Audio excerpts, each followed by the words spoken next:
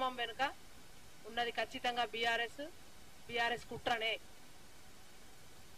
నిజంగా కూడా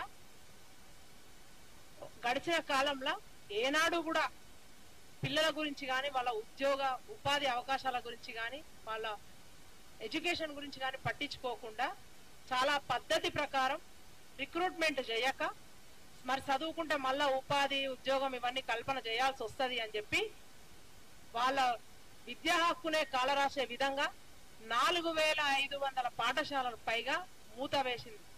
అతి నీచమైన చర్య అది గత ప్రభుత్వం.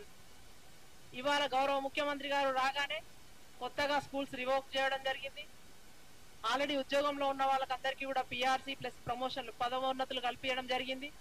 ఇవన్నీ చేస్తూ మళ్ళీ కొత్త నోటిఫికేషన్ వేసి ఇప్పుడు 18వ తారీఖు నాడు మన వాళ్ళందరూ పిల్లలందరూ కూడా ఎగ్జామ్ రాస్తారు. కొత్తగా క్యాలెండర్ పెట్టుకున్నాం, 2 లక్షల పైన ఉద్యోగాలు ఇవ్వాలి అని చెప్పేసి జాబ్ క్యాలెండర్ ప్రకటిస్తూ ఎవ్రీ మంత్ నోటిఫికేషన్స్ ఉంటాయి, ఉద్యోగాలు రాసుకోవాలి అని చెప్పి ఎగ్జామ్స్ రాయాలి అని చెప్పి చెప్పడం జరిగింది.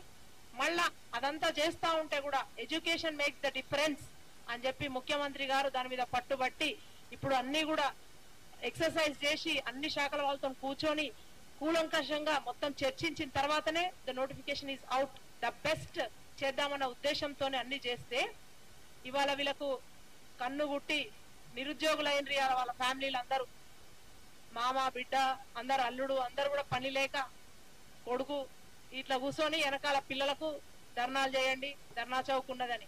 అరే మీ ప్రభుత్వంలో మీరు ధర్నా చౌక్ కుట్ర చేసి మూసేస్తే ఆ రోజు రోడ్డవతలనే ఉంటారు ప్రొఫెసర్ పిఎల్వి సార్ మరియు మేమందరం కలిసి దాన్ని పునరుద్ధరించినాం. ఇవాళ మళ్ళా పోయి అంటే ధర్నా చేయమని చెప్తున్నాం. వెరీ గుడ్, ధర్నా చేయొచ్చు.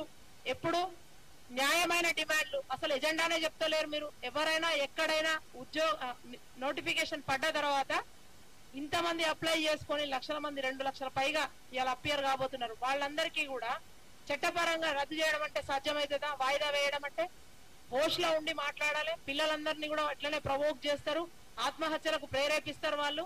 తర్వాత వాళ్ళందరూ కూడా అమరులైనాక వాళ్ళ కుటుంబాలను పరామర్శించిన పాపాన వీళ్ళు ఏనాడు పోలేదు. మనం వచ్చిన తర్వాతనే వాళ్ళని ఐడెంటిఫై చేసి మొన్న జూన్ 2వ తారీఖు నాడు వాళ్ళ ఫ్యామిలీలందరినీ బెరీడ్ ఫ్యామిలీస్ అందరినీ కూడా పిలిపించడం జరిగింది. వాళ్ళందరితో ముఖ్యమంత్రి గారు కలవడం జరిగింది. సో ఇవన్నీ చేస్తా ఉంటే కూడా ఇవాళ నిరుద్యోగ సమస్య ఎక్కడుంది? పిల్లలందరూ కూడా కరోనా టైంలో కానీ ఎప్పుడైనా సరే వాళ్ళందరూ ఇబ్బందులు పడుతూ బయట పనులు చేసుకుంటున్నారంటే వాళ్ళ మంత్రివర్గంలో ఉన్న మంత్రి నిరంజన్ రెడ్డి మాట్లాడిండు ఆ రోజు, ఎవరు మర్చిపోవద్దు. ఆయన ఏమన్నాడు? హమాలీ కూలీలు తర్వాత ఐకేపీ సెంటర్ల కాడ పని చేసుకుంటే తప్పే ఉంది, అది ఉద్యోగం కాదా అని మాట్లాడిండు. పోస్ట్ గ్రాడ్యుయేట్లని గ్రాడ్యుయేట్లని వీళ్ళందరినీ కూడా. సో అట్లాంటి నీచమైన సంస్కృతి వాళ్ళది. అంటే వాళ్ళు మాత్రం పని చేసుకోవాలి, వాళ్ళకు మంత్రులు కావాలి, ఎమ్మెల్యేలు కావాలి, వాళ్ళ పిల్లలందరూ మంచి మంచి స్కూల్స్ లో చదవాలి, వాళ్ళకు రాజకీయంగా కూడా మంచిగా ఉండాలి, అన్ని కావాలి. బట్ వేరే ఇది పేద పిల్లలు చదువుకొని ప్రైవేట్ ఇవన్నీ కూడా కాకుండా పబ్లిక్ లో చదువుకునే అన్ని కూడా పద్ధతి ప్రకారం యూనివర్సిటీస్ కూడా అన్ని కూడా బీసీలను వేయకుండా విద్యను మొత్తం మీద ఎంత నిర్వీర్యం చేసిందంటే అంత నిర్వీర్యం చేసిండ్రు. మళ్ళీ ఇవాళ వచ్చి వాళ్ళ పిల్లలకు ఉద్యోగాలు వేస్తుంటే ఇక వాళ్ళని కూడా ఇవాళ ప్రొవోక్ చేస్తూ ఉద్యమాల దిశగా ప్రోత్సహిస్తా ఉన్నారు. ఒక్కటి ఆలోచన చేయండి మీరు. డెఫినెట్ గా ముఖ్యమంత్రి గారు చాలా స్పష్టంగా ఉన్నారు. దీని తర్వాత మళ్ళా వరుస పెట్టి నోటిఫికేషన్స్ వస్తూనే ఉంటాయి. మీరందరూ కూడా ఎగ్జామ్ రాసి ఏమో మంది మాటలు విని మళ్ళీ మీరు అట్లా పోకండి అని మళ్ళొకసారి మీకు చెప్పుకుంటూ అనుకున్నది 100% చేస్తాము అని చెప్పి మళ్ళొకసారి చెప్తూ ధన్యవాదాలు.